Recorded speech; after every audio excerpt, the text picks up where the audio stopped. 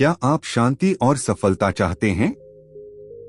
बुद्ध कहते हैं, जो खुद को जीत ले वही सच्चा विजेता है। कहानी वाइब्स के सदस्य बने और पाएं बुद्ध की अनमोल सीख और प्रेरणादायक कहानियां जो आपके जीवन को बदल सकती हैं। अभी ज्वाइन करें और अपने जीवन को नई दिशा दें।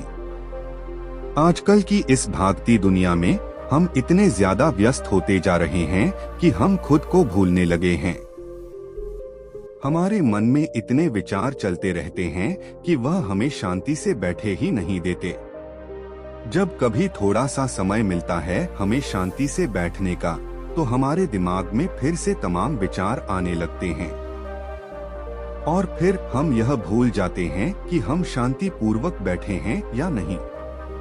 अर्थात हमारा दिमाग विचारों से इतना ज्यादा भर जाता है कि वह हमें शांति से एक जगह पर बैठने ही नहीं देता। तो आज के इस वीडियो में हम अपने मन के विचारों को साफ करके अपने दिमाग को किस तरीके से शांत रखा जाए, इसी के बारे में बात करने वाले हैं। दोस्तों, एक बार एक गुरु और सबल नाम का एक शिष्य सुनसान जंगल से गुजर रहे थे। तभी सबल अपने गुरु से एक सवाल करता है, गुरुजी, ऐसा क्यों होता है कि कुछ लोगों के पास कुछ भी नहीं होता, लेकिन फिर भी वह सुखी रहते हैं और आनंद में रहते हैं, और कुछ लोगों के पास सब कुछ होते हुए भी उदासी उनके चेहरे पर साफ दिखाई देती है।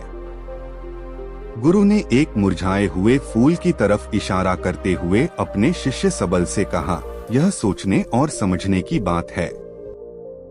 अगर यह फूल यह सोचेगा कि मैं कल मुरझा गया था, या फिर यह सोचेगा कि मैं भविष्य में फिर से मुरझा जाऊंगा, तो यह कभी भी खुलकर पूरी तरीके से खेल नहीं पाएगा।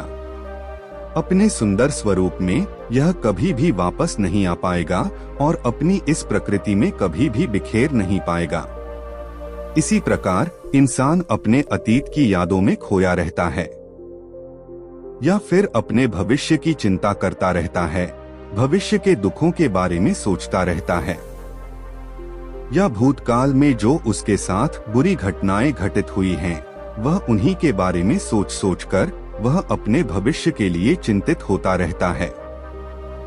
तो ऐसा मनुष्य जीवन में कभी भी सुख अनुभव नहीं कर सकता। यह समझने की बात होती है कि जीवन हमेशा वर्तमान में होता है। अतीत और भविष्य की कल्पनाएं हमेशा मनुष्य को मृत्यु की तरफ ले जाती हैं। इसलिए यह जरूरी हो जाता है कि जिस प्रकार हम अपने शरीर की देखभाल करते हैं, उसे बीमारियों से दूर रखने के लिए उसके अंदर ऐसी गंदगी भी साफ करते रहते हैं, ठीक उसी प्रकार समय समय पर हमें अपने मन और मस्तिष्क की भी गंदगी को साफ करते रहना चाहिए, उसकी धुलाई करते रहना चाहिए। इससे आपकी बुद्धि की क्षमता तो तेज होगी ही होगी, साथ ही साथ आप हमेशा आनंद में रहने का रहस्य भी जान पाएंगे। सबल ने सवाल किया, गुरुदेव, इससे पहले कि हम मन और मस्तिष्क पर चर्चा शुरू करें, इससे पहले मैं यह जानना चाहता हूँ कि जिन लोगों के पास सब कुछ होता है वह दुखी क्यों रहते हैं, और जिन लोगों के पास कुछ भी नहीं होता है वह अक्सर आनंद में क्यों होते हैं? यह रहस्य क्या है? इसके पीछे का कारण क्या हो सकता है? गुरु ने उत्तर दिया, कुछ लोग जीवन में जब कुछ हासिल कर लेते हैं और सब कुछ हासिल कर लेने के बाद उन्हें सब चीजों की व्यर्थ का पता चल जाता है। ऐसे लोगों को अक्सर यह एहसास जकड़ लेता है कि मैंने जीवन में कुछ भी पाया, जो कुछ भी किया, उससे भले ही मैंने सुख सुविधाएं हासिल कर ली हों, लेकिन मन की शांति अभी भी बहुत दूर है और अधूरी भी है। वह उस तक में पहुंच नहीं पाता। सब कुछ पाकर भी मैं अपने मन को जान नहीं पाया। और जब इंसान को ऐसा लगता है तो उसे महसूस होता है कि जो कुछ भी उसने कमाया है वह कोरी का भाव था। उसने अपना जीवन बेकार की चीजों में यूं ही व्यर्थ कर दिया। और वहीं पर जिस इंसान के पास जीवन में कुछ भी नहीं होता है, उसके पास एक उम्मीद होती है, वह सब कुछ पाने की लालसा रखता है। और वही लालसा, वही इच्छा उसको जीवन में खुश रखती है। आगे बढ़ाते और ऊर्जा से वह हमेशा भरा रहता है। गुरु ने अपने हाथ से एक सूखे पेड़ की तरफ इशारा करते हुए कहा, सबल, कभी तो यह पेड़ भी हरा भरा रहा होगा, फलों से लदा हुआ रहा होगा। अनेक प्रकार के पक्षी और जानवर इस पर आराम करते होंगे, इसके फलों को खाते होंगे। इस समय इस पेड़ को भी यह पता नहीं होगा कि एक दिन यह सूख जाएगा और उसकी हालत इतनी बदतर हो जाएगी कि यह किसी को छांव तक नहीं दे पाएगा, उसके ऊपर पत्ते तक नहीं रह जाएंगे। उसी प्रकार मनुष्य अपने जीवन की दौड़ में यह भूल जाता है कि जिस दौड़ में वह सबसे आगे निकलने की कोशिश कर रहा है, उसका अंतिम चरण तो मृत्यु ही है।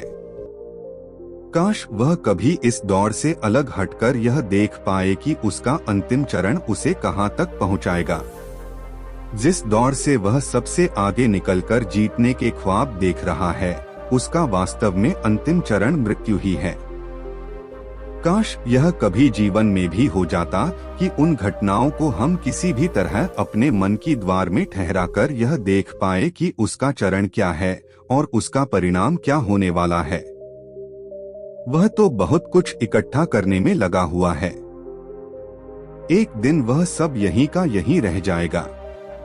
इकट्ठा करते करते एक दिन उसका शरीर मृत्यु को प्राप्त हो जाएगा और फिर उसका शरीर आग में लाकर राख हो जाएगा। लेकिन उसके द्वारा बनी हुई चीज सब यहीं की यहीं रखी रह जाएगी। लेकिन चीजों को इकट्ठा करते करते अपनी जिंदगी को जीना भूल जाता है। वह कभी ठीक से खुलकर हंस भी नहीं पाता, बस इकट्ठा करने में लगा रहता है और इकट्ठा करते करते वह अपने सब सुख दुख खुशी सब कुछ खो देता है। ऐसा भी हो सकता है कि वह ऐसे कार्यों की तरफ आगे बढ़ सकता है जो उसके जीवन में आनंद पैदा करता हो, जो उसके जीवन को एक नई दिशा दे। गुरु ने कहा, एक योगी ही होता है जो जीवन की दौड़ में ठहर जाता है, जो यह समझ लेता है कि जीवन का अंतिम चरण तो मृत्यु ही है।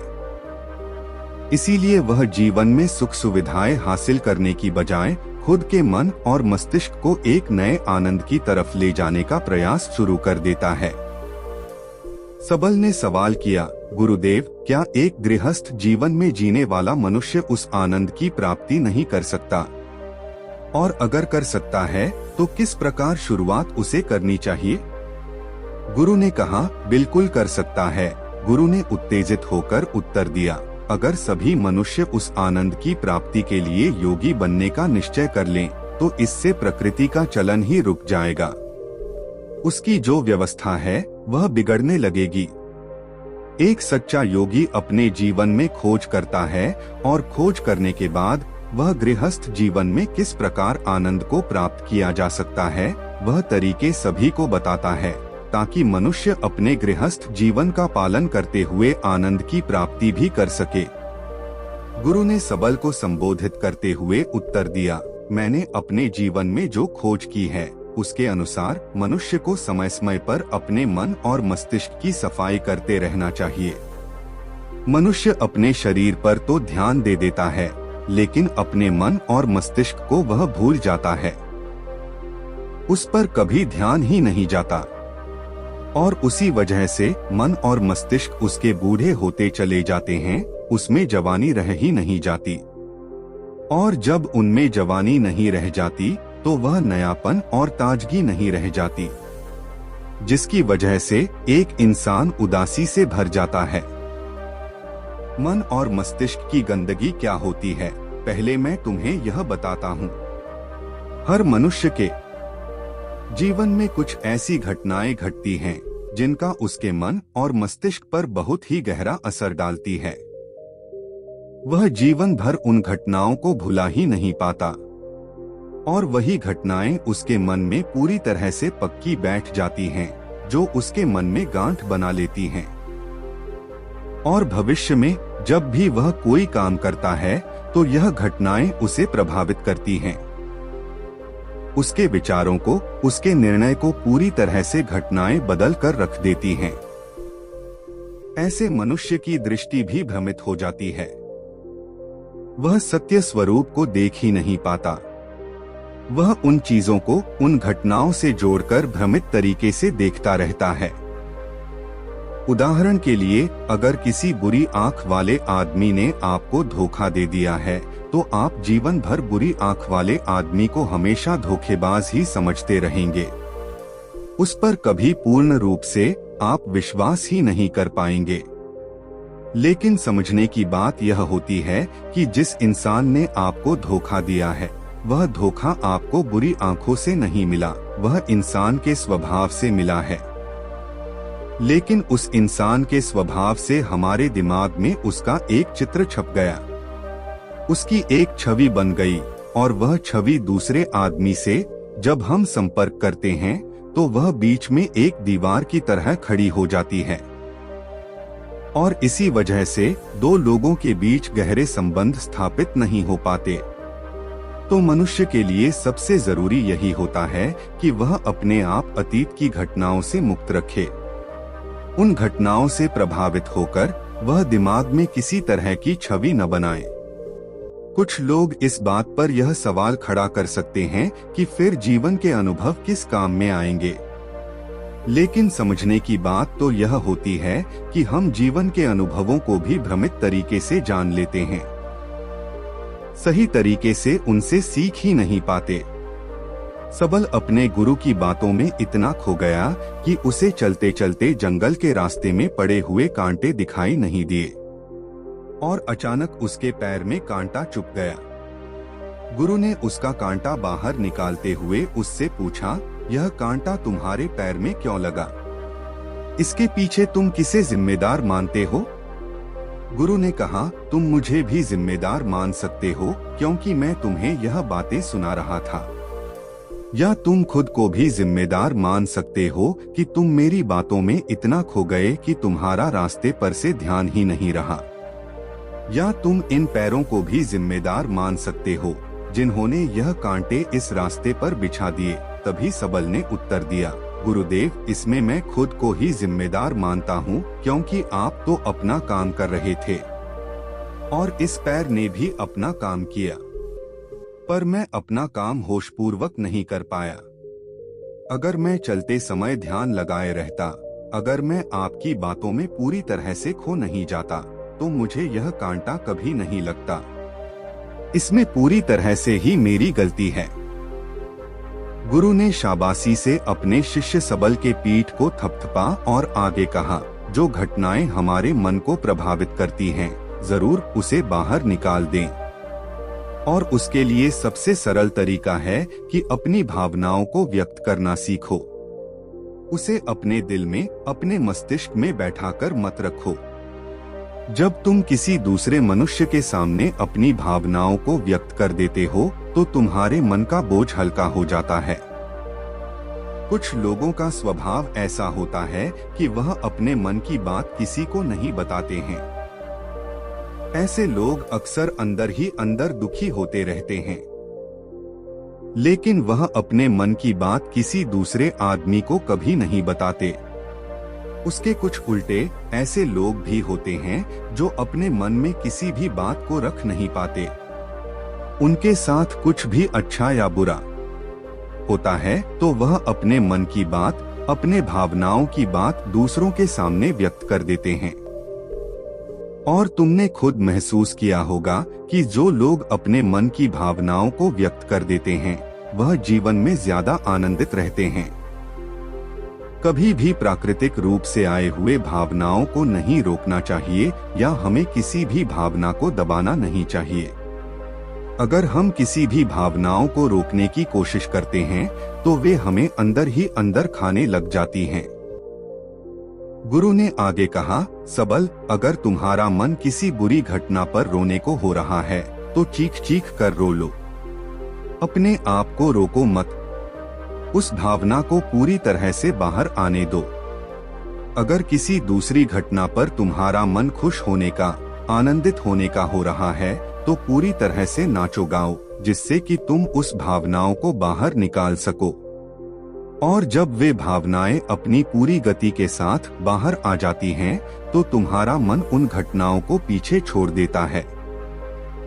अर्थात तुम्हारा मन धीरे धीरे हल्का होने लगता है। गुरु ने सबल को समझाते हुए बताया कि जिस प्रकार तेज रफ्तार से चलता हुआ पानी अपने वेग से आने वाली सभी बाधाओं को तोड़ देता है, और अगर हम अपनी भावनाओं को बहने देते हैं तो वह उन सभी बाधाओं को तोड़ देगा, और उस बाधा को तोड़ने के बाद उसका कचरा उसके मन से निकल जाएगा और उसका चित्त मन भी साफ हो जाएगा। उसके अंदर की गंदगी भी दूर हो जाएगी। अक्सर मनुष्य अपने मन में किसी घटना को दबाकर इसलिए रखता है कि वह सोचता है कि अगर सामने वाले को इस घटना के बारे में पता चल जाएगा तो वह क्या सोचेगा। इसी विचार से वह अंदर ही अंदर खुद दुखी होता रहता है और अपनी भावनाओं को दबाता रहता है, लेकिन सामने वाले को वह कुछ भी नहीं बताता। लेकिन अगर एक बार वह हिम्मत करके शुरुआत कर सकता है, अपने अंदर की बात अपने किसी करीबी मित्र को बता दे, तो उसका पूरा जीवन परिवर्तित हो सकता है, उसका जीवन सुखमय बन सकता है। एक बार अगर उसके दिमाग में यह आदत बन गई तो जीवन भर अपनी भावनाओं को दूसरों के सामने व्यक्त करने से कभी नहीं हिचक पाएगा। हम अपने जीवन में आदत को 21 दिनों में पैदा कर सकते हैं। 21 दिनों तक अगर सही तरीके से हम अभ्यास करें तो हमारा दिमाग पूरी तरह से भावनाओं से मुक्त हो सकता है। यह 21 दिनों का अभ्यास इस प्रकार है। 21 दिनों तक सबसे पहली बात जो आपको याद रखनी है कि अपने मन में किसी भी बात को दबाकर नहीं रखना है। अगर हम किसी मनुष्य के बारे में अच्छा सोचते हैं या अगर हम उसके बारे में अगर बुरा भी सोचते हैं तो भी उसे व्यक्त करें। परिणाम भूल जाएं कि परिणाम क्या होंगे। सिर्फ अपने दिमाग की धुलाई करने पर विश्वास रखें। इससे आपके दिमाग में एक अद्भुत साहस पैदा होगा। गुरु ने आगे कहा, सबल, जब आप किसी मनुष्य के बारे में वह सब बता पाएंगे जो आप उसके बारे में सोचते हैं, तो आप खुद सोचिए कि आपका खुद के ऊपर कितना विश्वास बढ़ता जाएगा। आपके मन के सारे दोष खत्म हो जाएंगे। हो सकता है कि इसमें आपको चुनौतियों का सामना भी करना पड़े, लेकिन जहां चुनौतियां नहीं होती वहां कुछ अभ्यास भी नहीं होता। अभ्यास हमेशा चुनौतियों से भरा होना चाहिए। इससे आप सत्य वचन बोलने का अभ्यास भी कर पाएंगे। अक्सर हम दूसरों को प्रभावित करने के लिए वह सब बोलते रहते हैं जो उन्हें अच्छा लगता हो, लेकिन वह नहीं बोलते जो हम उनके बारे में सचमुच सोचते हैं। और यही हमारी सबसे बड़ी भूल हो जाती है, जिससे हमारा पूरा अस्तित्व ठबन कर रह जाता है। और अपनी भावनाओं को व्यक्त करते समय यह भी जरूर ध्यान रखें कि आपके अंदर जो भावनाएं उस इंसान के प्रति उठ रही हैं, उसके पीछे का मूलभूत कार्य क्या है। उदाहरण के लिए, जब एक नौकर अपने मालिक के लिए कोई काम करता है और वह काम अच्छे से नहीं कर पाता, तो मालिक उसे डांट फटकार देता है, जिससे उसके अंदर उसके प्रति क्रोध की भावनाएं उठने लगती हैं। लेकिन समझने की बात यह होती है कि मालिक तो को डांट ही रहा है अगर आप अच्छे से काम नहीं करेंगे।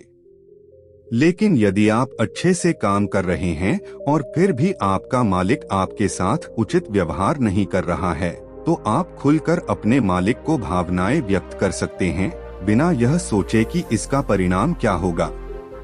अगर आप इस भावना को उठाएंगे नहीं, तो आप अपनी नजरों में खुद ही नीचे गिरने लगेंगे। आपका आत्मविश्वास बिल्कुल खत्म हो जाएगा। दूसरा अभ्यास जो 21 दिनों तक करना है, वह यह है कि जो भी घटनाएं तुम्हारे साथ घटित होती हैं, कम से कम आपके जीवन में एक ऐसा इंसान होना चाहिए जिसके सामने तुम अपने दिल की बात रख सकते हो। चाहे अच्छी बात हो, चाहे बुरी बात हो, वह सब बातें तुम बिना कुछ सोचा, बिना कुछ विचार किए और बिन डरे कि वह इंसान तुम्हारे बारे में क्या सोचेगा, तुम उस इंसान को अपनी सारी बातें बता सको और वह इंसान तुम्हारी सारी बातें सुनने के बाद तुम्हारे लिए कोई छवि पैदा न करे। ऐसे इंसान अपने जीवन में खोजो और उनके सामने अपनी सारी भावनाएं व्यक्त करने की कोशिश करो। दिन में जो कुछ भी घटित होता है, अच्छा होता है या बुरा होता है, किसी के प्रति आकर्षण होता है, उसे एक दोस्त की तरह बताने का प्रयास करें। इससे यह पता चल जाएगा कि तुम्हारा मन घटनाओं के प्रति किस प्रकार की भावनाएं पैदा करता है। तुम अपने मन की सारी बातें कह दो ताकि तुम्हारे अंदर की भावनाएं, तुम्हारे अंदर में जो विचार उत्पन्न हो रहे हैं, वह पूरी तरह खाली हो जाएं। तीसरा अभ्यास जो तुम्हारे मन को खाली रखेगा वह है योग्य निद्रा का अभ्यास। देखते ही देखते यह चर्चा खत्म करते हुए गुरु और सबल उस जंगल को पार करके अपने आश्रम में पहुंच चुके थे। आपको यह कहानी कैसे लगी कमेंट बॉक्स में बताएं। धन्यवाद। गौतम बुद्ध ने सिखाया है कि शांति और अकेलापन आत्म जागृति और आंतरिक शांति के लिए आवश्यक है। जब आप शांत और स्थिर रहते हैं तो आपकी उपस्थिति में एक सकारात्मक ऊर्जा फैलती है जो दूसरों को आपकी ओर आकर्षित करती है। बुद्ध का यह संदेश भी है कि एक अकेलापन डर नहीं, शक्ति है। यह आत्मनिरीक्षण और आत्म जागृति का समय है। जब आप शांत होते हैं तो आपका मन साफ और विचार गहरे होते हैं। आकर्षण का नियम आपकी शांति को दूसरों से प्रेरित करती है और वह आपसे जुड़ने की इच्छा रखते हैं। शांति का अभ्यास करना आपको न केवल दूसरों के करीब लाता है बल्कि स्वयं से भी जोड़ता है। गौतम बुद्ध ने अपने उपदेशों में शांति और आत्म संयम को जीवन का केंद्र बिंदु माना है। उन्होंने सिखाया कि बाहरी दुनिया में सुख और शांति की तलाश करने के बजाय उसे अपने भीतर खोजा जाना चाहिए। आइए उनकी शिक्षाओं पर और गहराई से विचार करें। बुद्ध ने पहला नियम बताया है कि जब आप शांत होते हैं तो आपकी ऊर्जा दूसरों को प्रभावित करती है। लोग आपको अधिक समझने की कोशिश करते हैं और आपके विचारों में रुचि लेते हैं। बुद्ध ने कहा, जैसे ठंडा जल आग को शांत करता है, वैसे ही शांत मन क्रोध और अशांत मन को समाप्त करता है। दूसरा नियम है अकेलेपन का महत्व। अकेलापन आत्मनिरीक्षण का सबसे बड़ा साधन है। बुद्ध के अनुसार जो अकेला चलता है वह स्वतंत्र रहता है और वह अपने मार्ग को स्पष्ट रूप से देखता है। यह समय आत्मचिंतन और ध्यान का होता है जिससे आप अपनी कमजोरियों और शक्तियों को समझ सकते हैं। तीसरा नियम है बोलने से अधिक सुनने का महत्व। जितना अधिक आप शांत रहेंगे उतनी ही गहराई से आप दूसरों को सुन पाएंगे। बुद्ध के अनुसार सच्चा ज्ञानी वही है जो बहुत कम बोलता है और अधिक सुनता है। जब आप कम बोलते तो आपके शब्द अधिक प्रभावशाली और मूल्यवान बन जाते हैं। चौथा नियम है आंतरिक शांति का प्रसार। जब आप शांत और आत्मसंतुष्ट होते हैं तो यह शांति स्वाभाविक रूप से दूसरों तक पहुंचती है। बुद्ध ने यह भी कहा, एक दीपक से हजारों दीपक जलाए जा सकते हैं, फिर भी उस दीपक की रोशनी कम नहीं होती। पांचवा नियम है क्रोध और अशांति का अंत। शांत रहना क्रोध और अशांति को समाप्त करने का सबसे बड़ा साधन है। बुद्ध ने बताया, क्रोध को प्रेम से और अशांति को धैर्य से समाप्त किया जा सकता है। गौतम बुद्ध का संदेश आज भी हमें सिखाता है कि जीवन की दौड़ में हम भीतर की शांति को ना भूलें। शांति और संयम केवल आपके जीवन को बेहतर नहीं बनाती, बल्कि दूसरों के साथ आपके संबंधों को भी मधुर बनाते हैं। गौतम बुद्ध की शिक्षाएं इतनी गहन और विस्तृत हैं कि उनमें से हर एक पहलू जीवन को बदलने की शक्ति रखता है। उनकी शांति और अकेलेपन पर आधारित विचार हमें न केवल आत्मिक विकास के लिए प्रेरित करते हैं, बल्कि यह भी सिखाते हैं कि बाहरी दुनिया के संघर्षों से कैसे निपटा जाए। आइए इसे और गहराई से समझते हैं। छठा नियम है ध्यान और मन की स्थिरता। बुद्ध ने ध्यान मेडिटेशन को शांति पाने का सबसे महत्वपूर्ण साधन बताया। उन्होंने कहा, मनुष्य का मन हर समय इधर उधर दौड़ता रहता है। ध्यान के माध्यम से इसे स्थिर किया जा सकता है। जब आप ध्यान करते हैं तो आप अपने विचारों को नियंत्रित कर सकते हैं और जीवन के हर पहलू को स्पष्टता से देख सकते हैं। 7वां नियम है अहंकार से मुक्ति। शांति और अकेलापन आपको अपने अहंकार से मुक्त करता है। जब आप शांत होते हैं तो आप अहंकार के बिना दूसरों के साथ संबंध बना पाते हैं। बुद्ध का यह कथन प्रसिद्ध है, अहंकार छोड़ दो क्योंकि यह तुम्हारे मन में अशांति का कारण है। 8वां नियम है संबंधों में सुधार। शांत रहकर आप दूसरों को बेहतर समझ सकते हैं। यह न केवल आपको उनके प्रति दयालु बनाता है बल्कि उनके दिलों में आपके लिए आदर भी बढ़ाता है। बुद्ध ने कहा, दूसरों की गलतियों को ना देखो, अपनी गलतियों को देखो और उन्हें सुधारो। 9वां नियम है भविष्य और भूतकाल की चिंता से मुक्ति। बुद्ध ने हमेशा वर्तमान में जीने पर जोर दिया है। उन्होंने कहा, भविष्य की चिंता और भूतकाल की पश्चाताप दोनों ही मन को अशांत करते हैं। वर्तमान में जियो क्योंकि यही सत्य है। यह विचार हमें सिखाता है कि शांति केवल वर्तमान में जीने से मिल सकती है। 10वां नियम है करुणा और शांति का संबंध। बुद्ध के अनुसार जो व्यक्ति शांत है वह स्वाभाविक रूप से दूसरों के प्रति करुणा रखता है। करुणा वह दीपक है जो तुम्हारे भीतर जलती है और दूसरों के जीवन को रोशन कर देती है। जब आप शांत और करुणामय बनते हैं तो आप दूसरों के लिए प्रेरणा बनते हैं। 11वां नियम है अकेलेपन का डर खत्म करना। अक्सर लोग अकेले रहने से डरते हैं, लेकिन बुद्ध ने इसे एक उपहार माना है। उन्होंने कहा, अकेलापन कोई शाप नहीं है, यह उस अमूल्य समय का प्रतीक है जब आप अपने आप से जुड़ सकते हैं। अकेलापन आपको बाहरी शोर से दूर ले जाकर आत्म जागृति की ओर ले जाता है। 12वां नियम है शांति की शक्ति। शांत मन हर समस्या का हल ढूंढ सकता है। बुद्ध ने कहा, तूफान के बाद भी समुद्र शांत रहता है। तुम भी अपने जीवन में उसी समुद्र की तरह स्थिर और शांत रहो। यह सिखाता है कि चाहे परिस्थितियां कितनी भी कठिन हो, शांति बनाए रखना ही आपकी सबसे बड़ी ताकत है। गौतम बुद्ध का जीवन और उनकी शिक्षाएं हम में यह एहसास कराती हैं कि जीवन की असली सुंदरता और सच्चा आनंद भीतर की शांति में है। यह शांति ध्यान, धैर्य, करुणा और आत्म निरीक्षण से प्राप्त होती है। जो इस मार्ग पर चलता है वह न केवल अपने जीवन को बल्कि दूसरों के जीवन को भी सकारात्मक रूप से प्रभावित करता है। गौतम बुद्ध की शिक्षाएं असीमित हैं और उनकी गहराई से हम जीवन के हर पहलू को बेहतर समझ सकते हैं।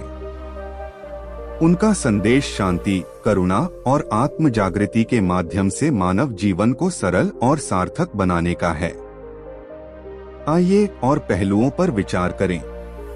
13वां नियम है संतोष का महत्व। बुद्ध ने सिखाया कि संतोष सबसे बड़ा धन है। जब आप शांति से संतुष्ट रहते हैं और जो आपके पास है उसमें संतोष करते हैं तो बाहरी चीजों की चाहत अपने आप कम हो जाती है। संतोष आत्मा को शांति देता है। 14वां नियम है शब्दों की शक्ति। बुद्ध का मानना था कि शांत व्यक्ति के शब्द गहराई और प्रभाव रखते हैं। उन्होंने कहा, एक शांत और सच्चे शब्द का प्रभाव 1000 व्यर्थ शब्दों से अधिक होता है। यह हमें सिखाता है कि अपने शब्दों का चयन ध्यान से करें और अनावश्यक बातों से बचें। 15वां नियम है अनासक्ति का अभ्यास। जीवन में शांति बनाए रखने के लिए अनासक्ति, अटैचमेंट से मुक्त रहना आवश्यक है। बुद्ध ने कहा, जितना तुम चीजों और लोगों से जुड़े रहोगे उतना ही तुम्हारा दुख बढ़ेगा। अनासक्ति का मतलब यह नहीं है कि प्रेम ना करें, बल्कि यह कि प्रेम में स्वार्थ और अधिकार की भावना ना हो। 16वां नियम है धैर्य और सहनशीलता। बुद्ध ने धैर्य को शांति की कुंजी माना है। उन्होंने कहा, गुस्सा और अधीरता आग की तरह है, यह केवल तुम्हें जलाएंगे। धैर्य और सहनशीलता तुम्हारे जीवन को शीतल बनाएंगे। जीवन में चाहे कितनी भी कठिन परिस्थितियां आए, शांत और धैर्यवान रहना ही समाधान है। 17वां नियम है करुणा से क्रोध पर विजय। बुद्ध का एक और महत्वपूर्ण उपदेश है, क्रोध पर करुणा से विजय पाओ।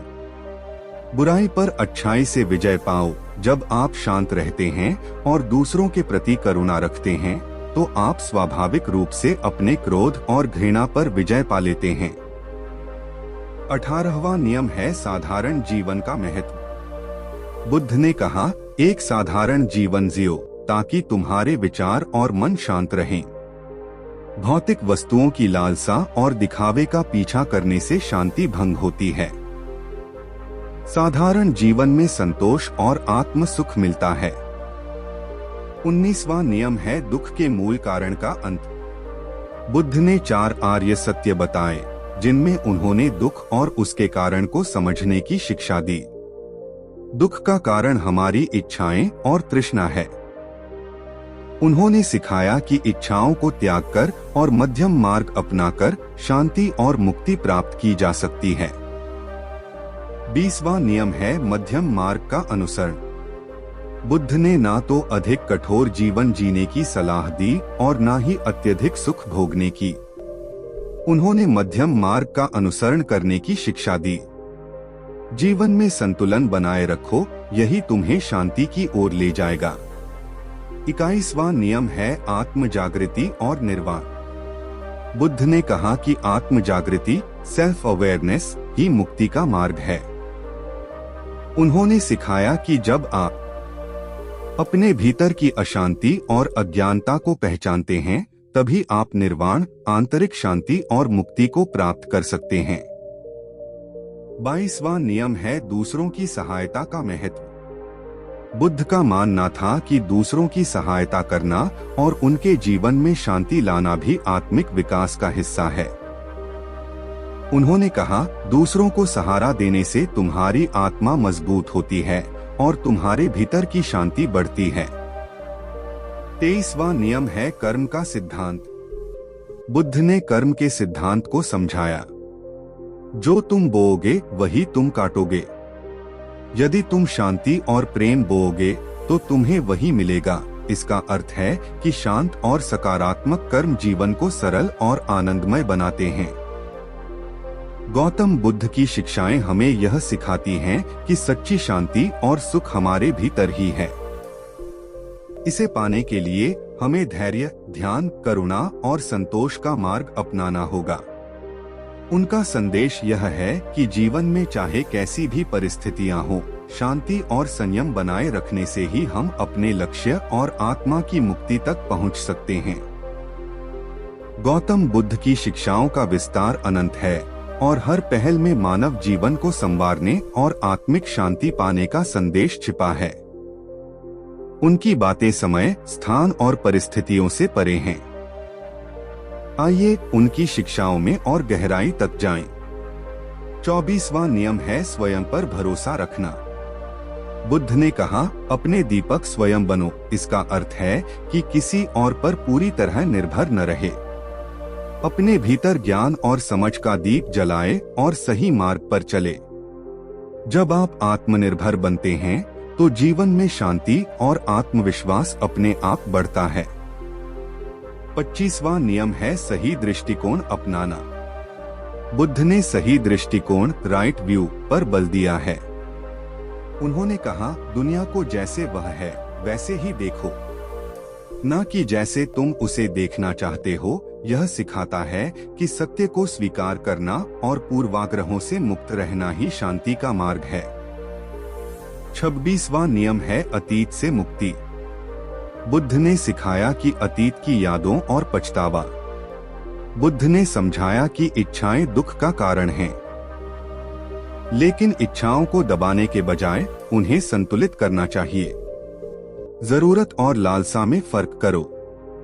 जरूरतें पूरी करो, लेकिन लालसा का त्याग करो। 27वां नियम है शत्रुता का अंत प्रेम से। बुद्ध ने कहा, इस संसार में शत्रुता केवल प्रेम से ही समाप्त हो सकती है। यह सिखाता है कि क्रोध और द्वेष का उत्तर क्रोध से नहीं दिया जा सकता। केवल प्रेम और करुणा ही शांति ला सकते हैं। 28वां नियम है अज्ञानता से मुक्ति। बुद्ध ने कहा, अज्ञानता ही अशांति और दुख का मूल कारण है। जब आप सच्चे ज्ञान की खोज करते हैं और अज्ञानता को छोड़ते हैं, तो आप जीवन में स्थायी शांति पा सकते हैं। 9वां नियम है ध्यान का अभ्यास। बुद्ध ने ध्यान को आत्म जागृति और शांति का सबसे बड़ा साधन बताया। जैसे कमल कीचड़ में खिलता है, वैसे ही ध्यान अशांत मन को शांति देता है। ध्यान आपको अपने विचारों और भावनाओं को नियंत्रित करने में मदद करता है। 29वां नियम है दूसरों के प्रति सहानुभूति। बुद्ध ने कहा, दूसरों के दुख को समझो और उनके प्रति सहानुभूति रखो। सहानुभूति और करुणा न केवल दूसरों को शांति देती है, बल्कि आपको भी आंतरिक संतोष का अनुभव कराती है। 30वां नियम है मृत्यु का स्वाभाविक दृष्टिकोण। बुद्ध ने मृत्यु को जीवन का स्वाभाविक हिस्सा माना और कहा, मृत्यु से मत डरो, यह केवल एक नया आरंभ है। मृत्यु का भय छोड़कर वर्तमान को पूर्णता से जीने का संदेश दिया। 13वां नियम है जीवन को सरल बनाना। उन्होंने कहा, सादगी में ही सुंदरता और शांति है। अधिक इच्छाएं अधिक समस्याएं लाती हैं। जीवन को सरल और उद्देश्यपूर्ण बनाना शांति का आधार है। 14वां नियम है आत्मानुशासन। बुद्ध ने आत्मानुशासन को सफलता और शांति का मूल बताया। अपने मन को नियंत्रण में रखो, वरना यह तुम्हें नियंत्रित करेगा। आत्मानुशासन से मन शांत और स्थिर रहता है। 15वां नियम है परिवर्तन को स्वीकार करना। उन्होंने कहा, सब कुछ नश्वर है। जो आज है वह कल नहीं होगा। परिवर्तन को स्वीकार करना सिखाता है कि दुख और खुशी दोनों ही स्थायी हैं। यह समझ शांति का आधार बनती है। गौतम बुद्ध की शिक्षाएं हमें जीवन के हर पहलू में मार्गदर्शन देती हैं। उनकी बातें केवल धार्मिक उपदेश नहीं हैं, बल्कि वे एक बेहतर और शांतिपूर्ण जीवन जीने के व्यावहारिक सूत्र हैं। उनके विचार हमें सिखाते हैं कि सच्ची शांति न बाहर है, न भौतिक सुखों में, बल्कि हमारे मन और आत्मा के भीतर है। इसे पाने के लिए हमें ध्यान, करुणा, सादगी और सही दृष्टिकोण का अभ्यास करना आवश्यक है। जैसे सोचोगे वैसा बनोगे। शांति पाने के लिए शांत मन का निर्माण करो। तो दोस्तों, यह थी आज की कहानी। आपको कैसी लगी कमेंट करके जरूर बताएं और वीडियो को लाइक और कहानी वाइब्स चैनल को सब्सक्राइब करना न भूलें। धन्यवाद और नमो बुद्धाय। दोस्तों, क्या आपको कभी ऐसा लगा है कि आप अकेले हैं? जैसे चारों तरफ लोग तो हैं, पर कोई आपका नहीं है। क्या आपने कभी सोचा है कि अकेलेपन का वह एहसास जो आपको कमजोर बनाता है, वह आपकी सबसे बड़ी ताकत भी बन सकता है? इस कहानी में हम अकेलेपन को एक नए नजरिए से देखेंगे।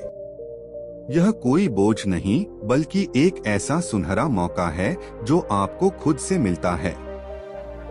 इसे समझने के लिए आपको इस कहानी के हर शब्द को महसूस करना होगा, क्योंकि आज मैं आपको ऐसे पहलुओं से रूबरू करवाने वाला हूं जो शायद आपने कभी ना सुने हो। पहले आप एक बात समझिए, दुनिया के सबसे बड़े बदलाव तब आए जब इंसान अकेला था। स्वामी विवेकानंद ने अकेलेपन में अपनी आत्मा की गहराई को पहचाना और महात्मा बुद्ध ने एकांत में ही अपनी अंतरात्मा को जागृत किया। क्या यह संभव होता अगर ये लोग भी अकेलेपन से डर गए होते? नहीं। यही फर्क है हार मानने और अकेलेपन को अपनी ताकत में बदलने का। पर सवाल यह है कि हम अकेलेपन को कैसे अपनाएं? हम आपको एक कहानी सुनाते हैं। एक गांव में एक सबल नाम का लड़का रहता था। सबल बचपन से ही बहुत चंचल था, लेकिन जैसे जैसे बड़ा हुआ उसकी जिंदगी में जिम्मेदारियां बढ़ने लगी। दोस्तों ने दूरियां बना ली और वह खुद को सबसे अलग अलग महसूस करने लगा।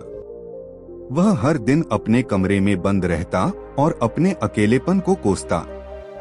एक दिन सबल की दादी ने उससे कहा, सबल, इस दुनिया में हर व्यक्ति अकेले आता है और अकेले ही जाता है, लेकिन फर्क इस बात से पड़ता है कि जब तुम अकेले हो तब तुमने अपने समय का क्या किया। यह बात सबल के दिल में घर कर गई। उसने अपने अकेले समय का उपयोग अपने भीतर छुपी रचनात्मकता को खोजने में किया। उसने लिखना शुरू किया।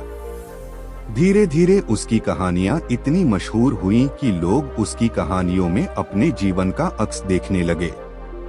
यह कहानी हमें यह सिखाती है कि अकेलापन केवल एक एहसास नहीं, बल्कि एक शक्ति है जो आपको अपनी जिंदगी को नया आकार देने का मौका देती है। जब आप खुद को वक्त देते हैं, तब आप कर पाते हैं जो शायद दूसरों की मौजूदगी में मुमकिन नहीं होता। आपने यह तो सुना ही होगा कि सबसे बड़ी लड़ाई इंसान खुद से लड़ता है, और जब आप इस लड़ाई में जीत जाते हैं तो आपको कोई हरा नहीं सकता। अकेले समय में आप अपनी कमजोरी को पहचान सकते हैं, अपनी ताकत को निखार सकते हैं और अपने लक्ष्यों को तय कर सकते हैं। लेकिन इस सफर में सबसे जरूरी है कि आप अपनी सोच को सकारात्मक बनाएं। अकेलापन आपको तोड़ सकता है, लेकिन अगर आप इसे सही नजरिए से देखेंगे तो यही आपको बना भी सकता है। आप ध्यान करें, योग करें या नई चीजें सीखें। जो समय आप दुखी रहने में लगाते हैं, उसे खुद को बेहतर बनाने में लगाएं। दोस्तों, आज आपको ऐसी अनमोल सीख मिलेगी जो आपकी जिंदगी बदल देगी। यह एक शुरुआत है आपकी अपनी खुद की कहानी को नए सिरे से लिखने की। यह सिर्फ अकेलेपन की बात नहीं है, यह बात है उस आत्मनिर्भरता की जो आपके अंदर छुपी है। यह बात है उस रचनात्मकता की जिसे आप नजरअंदाज कर रहे हैं। यह बात है उस ऊर्जा की जो हर बार आपको गिरने से उठने के लिए कहती है। इस कहानी के अंत में आपको महसूस होगा कि आप अकेले नहीं हैं। आपका अकेलापन आपका सबसे अच्छा साथी है। और अगले वीडियो में हम इस बात पर चर्चा करेंगे कि कैसे आप अपने अकेलेपन को और भी गहराई से समझ सकते हैं। तो याद रखिए, आप अकेले नहीं हैं। आपका अकेलापन ही आपकी असली ताकत है। इसे अपनाएं, इसे समझिए और इसे अपनी नई पहचान बनाने दीजिए। कहते हैं, अकेलेपन में ही इंसान अपनी सच्ची पहचान खोज पाता है। क्या आप मानेंगे कि कभी कभी ईश्वर हमें अकेला इसीलिए छोड़ता है ताकि हम खुद को समझ सकें, खुद से जुड़ सकें?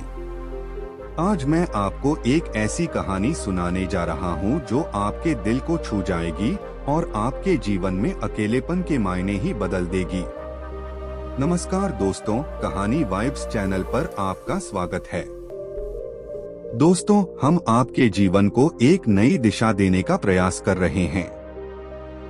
अगर आपको हमारा यह प्रयास अच्छा लगे तो कमेंट में नमो बुद्धाय अवश्य लिखें। तो कहानी शुरू करते हैं। यह कहानी है सबल की। सबल एक छोटे से कस्बे का लड़का था जो हर किसी की तरह एक सामान्य जिंदगी जी रहा था। उसका एक खुशहाल परिवार था, दोस्त थे और वह अपनी पढ़ाई में भी अच्छा था। लेकिन जैसे जैसे समय उसकी जिंदगी में बदलाव आने लगे, उसके पिता का तबादला दूसरे शहर में हो गया। दोस्तों दूर होते चले गए और अपना परिवार भी धीरे धीरे अपनी व्यस्तता में खोने लगा। सबल, जो कभी लोगों से घिरा रहता था, अब अकेलेपन की चुप्पी से जूझ रहा था। सबल को यह समझ नहीं आ रहा था कि यह सब क्यों हो रहा है। उसे लगता था जैसे उसकी जिंदगी से सब कुछ खत्म हो गया है। वह अकेले कमरे में बैठा खुद से सवाल करता रहता, आखिर मेरी गलती क्या है? क्या मैं इतना बुरा हूँ कि सबने मुझे छोड़ दिया? यह अकेलापन उसके अंदर एक गहरी उदासी और बेचैनी भर रहा था। एक दिन जब वह पार्क में बैठा था, तो उसने देखा कि एक छोटी सी चिड़िया अपने घोंसले में अकेली बैठी है। लेकिन वह उदास नहीं थी। वह बार बार उड़ान भरती, पेड़ की डालियों से तिनके लाती और अपने घोंसले को मजबूत बनाती। सबल ने पहली बार महसूस किया कि यह चिड़िया भी अकेली थी, लेकिन उसने अपने अकेलेपन को अपनी मजबूती बना लिया। वह अपने घोंसले को तैयार कर रही थी ताकि जब वक्त आए तो वह उसमें सुकून पा सके। इस घटना ने सबल को झकझोर दिया। अब वह समझ गया था कि अकेलापन हमें तोड़ने के लिए नहीं आता, यह हमें खुद को बनाने का मौका देता है। उसी दिन से सबल ने ठान लिया कि वह अपने अकेलेपन को अपनी कमजोरी नहीं, अपनी ताकत बनाएगा।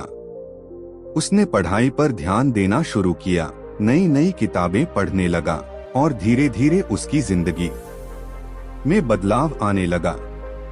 लेकिन कहानी यहीं खत्म नहीं होती। सबल ने जो अकेलेपन में सीखा, वह हर किसी के लिए एक सबक है। उसने महसूस किया कि अकेलापन एक खाली कागज की तरह है, जिस पर आप अपनी जिंदगी के रंग भर सकते हैं। उसने यह भी समझा कि अकेला समय वह खजाना है जिसमें आप अपनी आत्मा की आवाज सुन सकते हैं। एक दिन जब सबल ने एक बड़ी प्रतियोगिता में भाग लिया, तो उसने अपनी तैयारियों से सभी को चौंका दिया। उसे पुरस्कार मिला, लेकिन उससे बड़ी चीज जो उसने हासिल की वह थी खुद पर विश्वास। जब लोगों ने उससे पूछा कि उसने इतनी तैयारी अकेले कैसे की, तो वह मुस्कुराकर बोला, मेरा अकेलापन ही मेरा सबसे अच्छा साथी है। इसने मुझे खुद से मिलवाया और अपनी असली ताकत का एहसास करवाया।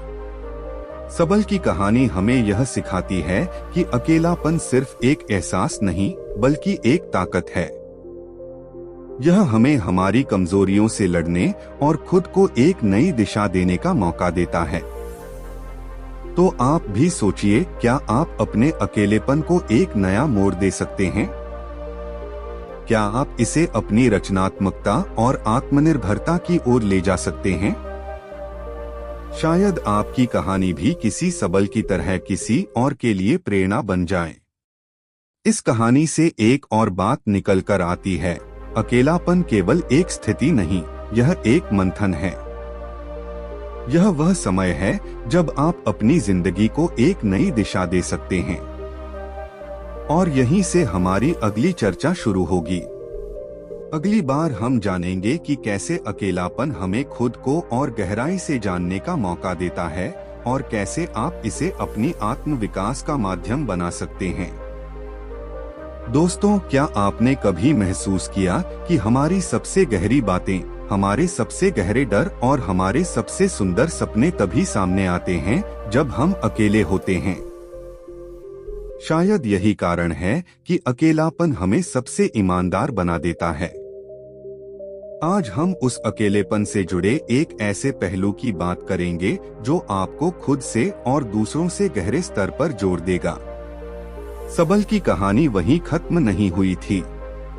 वह जब अपने अकेलेपन को अपनी ताकत बना रहा था, तो उसने एक और अनमोल चीज सीखी, वह था दूसरों के साथ साथ गहराई से जुड़ने का हुनर। यह कनेक्शन सिर्फ शब्दों तक सीमित नहीं था, बल्कि भावनाओं और समझ का था। एक दिन सबल अपने गुरुजी के पास गया और उनसे पूछा, गुरुजी, जब मैं अकेला था तो मैंने खुद को समझा, लेकिन अब मैं देखता हूँ कि लोग एक दूसरे से बातें करते हुए भी अकेले हैं।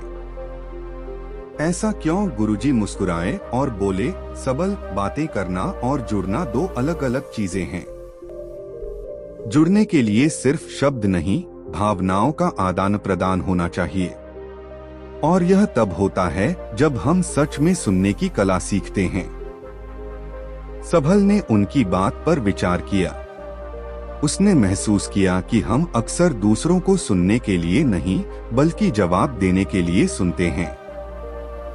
यही कारण है कि हमारे संवाद गहरे नहीं होते। उसने यह भी जाना कि जब हम अपने अंदर की आवाज को सुनना सीखते हैं तभी हम दूसरों को सही मायने में सुन सकते हैं। एक दिन सबल ने इस सीख को आजमाने का फैसला किया।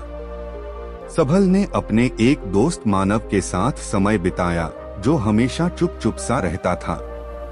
सबल ने मानव से बिना किसी रुकावट के उसकी पूरी बात सुनी। उस दिन मानव ने उसे अपने दिल की वह बात बताई जो उसने किसी और से कभी साझा नहीं की थी। सबल ने महसूस किया कि जब हम बिना जज किए किसी रुकावट के किसी को सुनते हैं तो हम उनसे एक गहरा रिश्ता बना लेते हैं। गुरुजी ने उसे एक और बात सिखाई। उन्होंने कहा, सबल, गहरे संवाद सिर्फ शब्दों से नहीं होते बल्कि हमारी आंखों, हमारे हाव भाव और हमारी मौजूदगी से भी होते हैं। जब तुम सच में किसी के साथ हो तो उन्हें यह महसूस होना चाहिए कि तुम पूरी तरह से उनके साथ हो। यही असली कनेक्शन है। यह समझने के बाद सबल ने अपने आसपास के लोगों से जुड़ने की कोशिश की। उसने देखा कि जब वह लोगों के साथ ईमानदारी और पूरी मौजूदगी के साथ बात करता तो उनकी आंखों में एक अलग सी चमक आ जाती। उन्हें यह महसूस होता है कि उनकी बातों का महत्व है। सबल ने एक और बात सीखी। उसने पाया कि गहरे संवाद सिर्फ दूसरों से नहीं बल्कि खुद से भी होने चाहिए। उसने हर रात अपने साथ समय बिताना शुरू किया। वह अपनी गलतियों पर विचार करता, अपने सपनों को कागज पर लिखता और अपनी भावनाओं को समझने की कोशिश करता। यह उसके लिए आत्मनिर्भरता और आत्मज्ञान का सबसे बड़ा साधन बन गया। तो क्या आप अपने जीवन में गहरे संवाद बना पा रहे हैं? क्या आप सिर्फ सुन रहे हैं या सच में दूसरों को समझने की कोशिश कर रहे हैं? क्या आप अपने अकेलेपन को इस स्तर तक ले जा सकते हैं कि वह आपको खुद से और दूसरों से गहरे स्तर पर जोड़ दे? आगे की चर्चा में हम जानेंगे कि कैसे गहरे संवाद सिर्फ रिश्ते बनाने को याद रखें। गहरे संवाद हमें हमारी जड़ों से जोड़ते हैं। यह वह पुल है जो अकेलेपन को आत्मनिर्भरता, रचनात्मकता और आत्मविकास से जोड़ता है। मित्रों, क्या आप जानते हैं कि अकेलापन एक ऐसा साथी है जिसे सही तरीके से अपनाने पर वह आपकी सबसे बड़ी ताकत बन सकता है। आज हम बात करेंगे कुछ ऐसे तरीकों की जो आपके अकेलेपन को सिर्फ एक अनुभव नहीं बल्कि आपकी जिंदगी को बदलने वाली शक्ति में बदल सकते हैं। पिछली कहानी में आपने देखा कि कैसे सबल ने अपने अकेलेपन को गहरे संवाद और आत्म जुड़ाव का माध्यम बनाया। लेकिन यह सिर्फ एक कहानी नहीं थी, यह एक सबक था। अकेलापन हर किसी के जीवन में आता है, लेकिन जो लोग इसे समझते और इसका सही उपयोग करते हैं वही अपनी जिंदगी में सबसे बड़ा बदलाव लाते हैं। तो सबसे पहला सुझाव यह है कि आप अपने अकेलेपन को एक खाली कैनवास की तरह देखें। जब आपके पास समय और स्थान हो तो खुद से यह पूछें कि आप अपनी जिंदगी में क्या जोड़ना चाहते हैं। अपने सपनों और लक्ष्यों के बारे में सोचें। अगर आप हमेशा से पेंटिंग करना चाहते थे तो यह सही समय है। अगर आपको संगीत से प्यार है तो इसे अपना साथी बनाइए। अकेलापन आपको वह अवसर देता है जो भीड़ में खो जाता है। दूसरा तरीका यह है कि अकेले समय को आत्मविश्लेषण का समय बनाएं। अपने दिन की घटनाओं पर विचार करें। उन भावनाओं को समझें जो आपको परेशान करती हैं। एक डायरी ले और उसमें अपने विचार लिखें। यह प्रक्रिया न केवल आपको अपनी भावनाओं को समझने में मदद करेगी बल्कि आपको मानसिक शांति भी देगी। सबल ने यही किया था। उसने अपने विचारों को शब्दों में बदला और पाया कि उसकी सबसे बड़ी समस्याओं का हल उसके अंदर ही छिपा था। तीसरा सुझाव यह है कि अपने शरीर और मन का ख्याल रखें। अकेलेपन का सही उपयोग तब होता है जब आप इसे अपने स्वास्थ्य को बेहतर बनाने के लिए इस्तेमाल करते हैं। सुबह उठकर योगा करें, ध्यान लगाएं या कोई ऐसा व्यायाम करें जो आपके शरीर और मन दोनों को मजबूत बनाए। ये न केवल आपकी ऊर्जा को बढ़ाएगा बल्कि आपको आत्मनिर्भर और आत्मविश्वास भी बनाएगा। चौथा तरीका यह है कि कुछ नया सीखने का साहस करें। अकेलापन एक ऐसा समय है जब आप अपनी सीमाओं को चुनौती दे सकते हैं। आप ऑनलाइन कोर्स कर सकते हैं, कोई नई भाषा सीख सकते हैं या किसी नई कला में महारत हासिल कर सकते हैं। यह न केवल आपको व्यस्त रखेगा बल्कि आपकी क्षमताओं को भी बढ़ाएगा। पांचवा और सबसे महत्वपूर्ण सुझाव यह है कि अपने अकेलेपन को दूसरों के जीवन में सकारात्मक बदलाव लाने का जरिया बनाएं। किसी जरूरतमंद की मदद करें, किसी को अपनी कहानी सुनाएं या किसी संगठन के साथ जुड़े। जब आप दूसरों के जीवन में बदलाव लाते हैं तो आपका अकेलापन खुद ब खुदा के लिए तैयार हो जाता है। क्या आप इसे रचनात्मकता, आत्मजुड़ाव और आत्मनिर्भरता का माध्यम बना सकते हैं? इस सफर में आपके पास हर कदम पर अवसर है। अपने अकेलेपन को अपनाएं, उसे समझें और उसे अपनी सबसे बड़ी ताकत में बदल दें। और यहीं से हमारी अगली चर्चा शुरू होगी। कैसे हम अपने अकेलेपन को गहरे अर्थ और आत्मविकास का माध्यम बना सकते हैं। याद रखें, अकेलापन एक ताकत है। जिसे सही तरीके से इस्तेमाल किया जाए तो यह आपकी जिंदगी का सबसे बड़ा आशीर्वाद बन सकता है।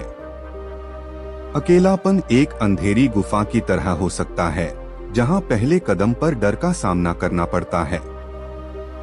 लेकिन जैसे जैसे आप उस गुफा के अंदर जाते हैं तो आपको पता चलता है कि उसमें अनगिनत खजाने छिपे हैं।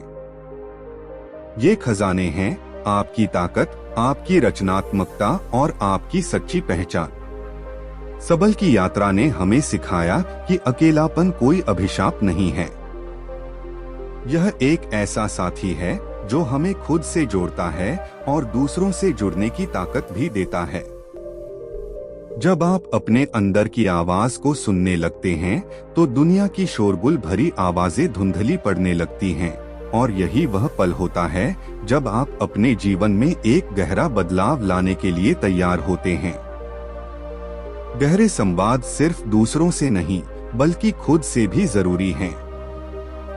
जब आप अपने भीतर झांकते हैं और अपने डर, असुरक्षा और सपनों का सामना करते हैं तो आप खुद को एक नई रोशनी में देख पाते हैं। और यही रोशनी आपको दूसरों के साथ गहराई से जुड़ने की ताकत देती है। इस यात्रा में सबसे बड़ा सबक यह है कि जब आप अपने अकेलेपन को समझते हैं और उसे स्वीकार करते हैं तो आप दुनिया के हर अकेले इंसान से जुड़ जाते हैं।